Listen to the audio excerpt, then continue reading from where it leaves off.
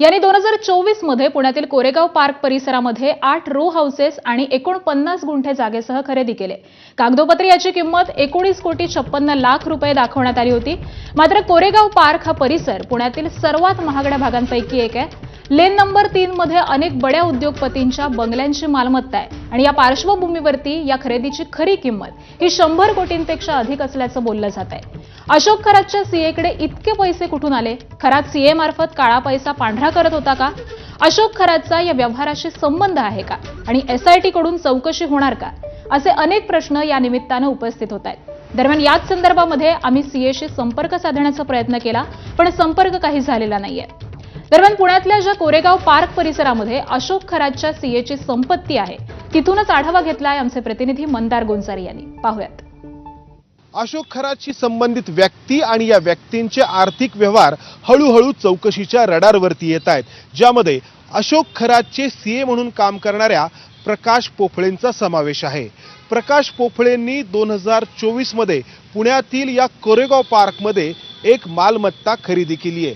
पत्ता आहे plot number 57, lane number 3 आणि मालमत्तेला पोफळेज हे नाव आहे आणि ही सगळी जागा 49 गुंठे इतकी आहे आणि या 49 गुंठे जागेवरती 8 रो हाऊसेस आहेत आणि ही रो हाऊसेस सकट जागा या प्रकाश पोफळेंनी 19,56,00,000 रुपयांना खरेदी केल्याचं दाखवलंय। मात्र प्रत्यक्षात या मालमत्तेची किंमत किमान 100 कोटी रुपयांहून अधिक आहे असं इथले मालमत्ता व्यवसायात असलेले जाणकार सांगतात। कारण कोरेगाव पार्कचा हा सगळा परिसर पुण्यातला सर्वाधिक महागडा परिसर म्हणून गणला जातो।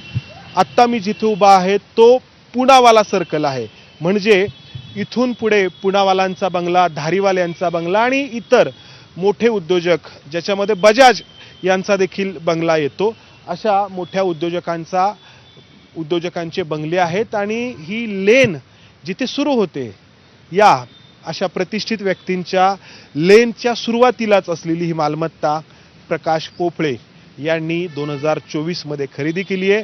हा पैसा प्रकाश पोफळेंकडे कुठून आला? तो अशोक खरातचा पैसा आहे का? अशोक खरातकडे तो पैसा कुठून आला? कोणत्या राजकारण्यांचा हा पैसा आहे का? असे एक ना अनेक प्रश्न यातून उपस्थित होत आहेत। कॅमेरामन विजय राऊत, मंदार गोंजारी, एबीपी माझा, पुणे। दरम्यान बोंधू अशोक खरातवरती आता आणखी एक गुन्हा दाखल झालाय। शिर्डीतील 4 एकर भूखंड खरेदी प्रकरणी